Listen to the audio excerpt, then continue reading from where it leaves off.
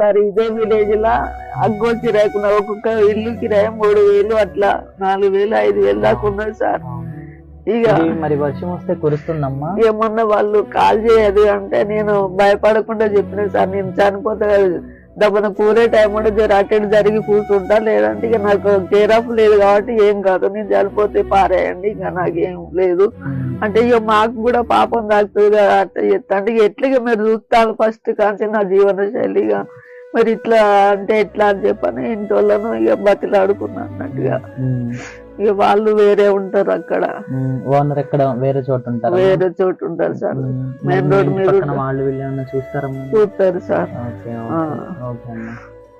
అయితే ఇక్కడ జరిగింది ఏంటంటే, నా సర్వీస్ చేస్తున్న క్రమంలో అమ్మ విజయలక్ష్మి అమ్మ మన లాస్ట్ చేసిన వీడియోని చూసి ఆ యొక్క గాథని ఆమె మనసుకి హత్తుకొని